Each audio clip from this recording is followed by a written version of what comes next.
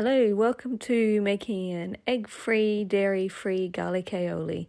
I'm sure there are other recipes around the world similar. This particular one's a Spanish recipe handed down in my husband's family on his father's side. So you'll need 8 almonds, 5 to 6 garlic cloves, 1/4 teaspoon of salt, 200 ml of olive oil, 4 to 5 tablespoons of water, and 1 tablespoon of apple cider vinegar. So as you can see, we're starting with soaking the almonds in water and then peeling the skins off. Usually takes about, 5 minutes of soaking, maybe 10 before they're ready to peel.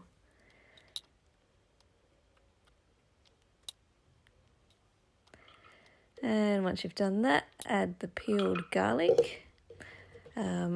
We like it really strong, so if you like a milder taste, then maybe you only use 4 to 5 cloves of garlic. Add a bit of salt.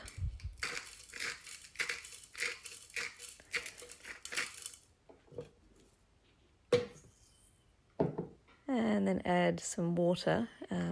Cold, apparently, according to my father-in-law, is better than room temperature, but I've often used room temperature and it's been fine, so try it with one. If it doesn't work, try it with the other.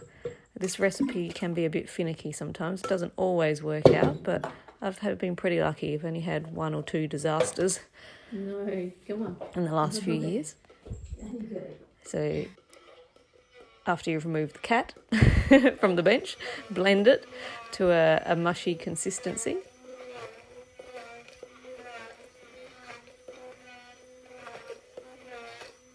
Just to clarify, I meant blend the ingredients, not the cat.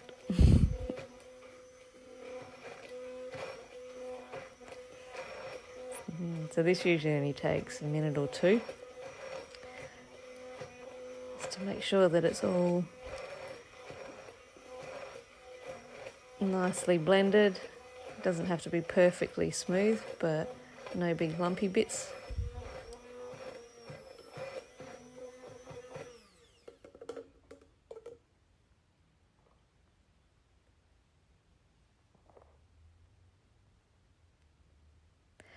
And now we're going to add the oil slowly while blending at about a medium speed.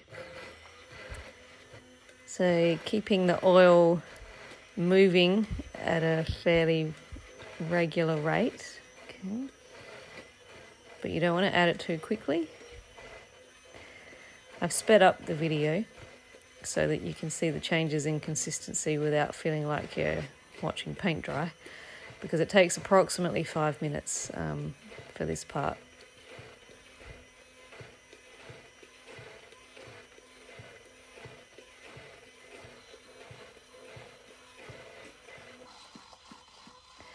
So there you go. I'm still blending at a medium speed, but just doing this a bit faster. You can see it's starting to build up, but it's still looking quite liquid at the moment. The container holds 250 ml, but I never use all of that, so roughly about 200 ml or so. So as I'm blending, and just watch the consistency. If it starts to look a little more runny rather than staying thick, you've probably put too much oil in.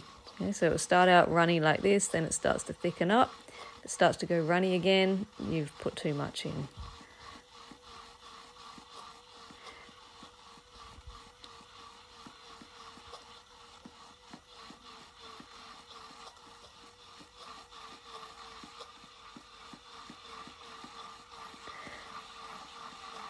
Not so easy to see here, but it is starting to thicken up now more.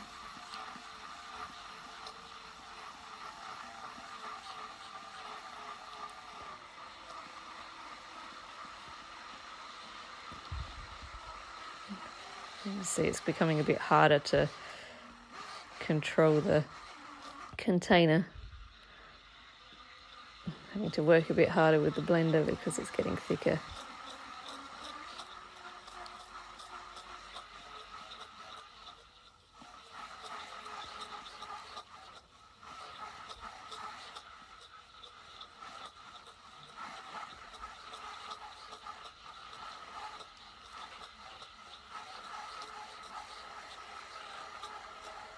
Okay, so this is looking pretty good. Probably could add a bit more oil in, but I decided not to this time. Now we add 1 tablespoon of apple cider vinegar. Normally I prepare it in the container before starting, but I forgot today. So generally it's a good idea to get the vinegar in as soon as you've finished adding the oil, because it helps it set properly. Just give it a bit more of a quick blend.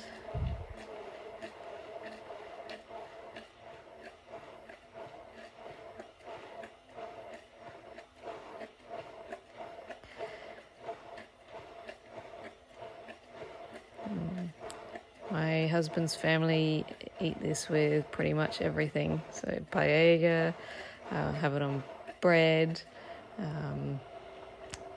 put it in gazpacho, have it with various vegetables, patatas fritas, so hot chips.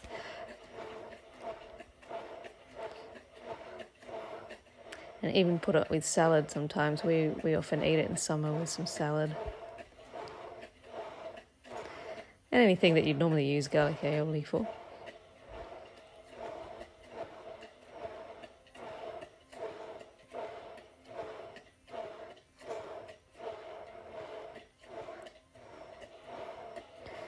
Alright, so it's really nice and thick now.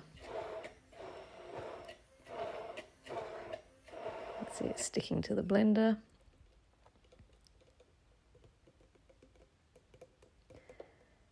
So now just clean off the blender because it's too good to waste any of it.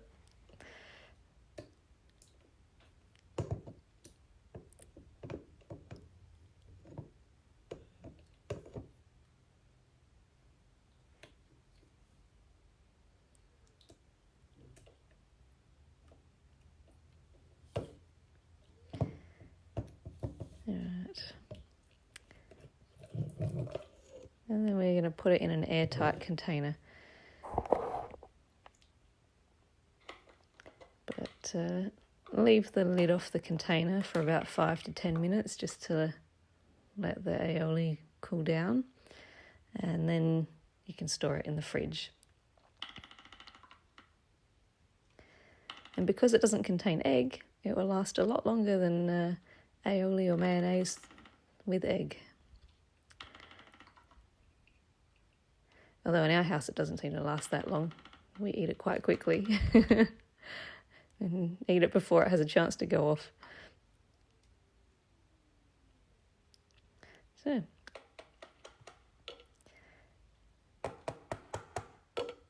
there's your garlic aioli. Enjoy.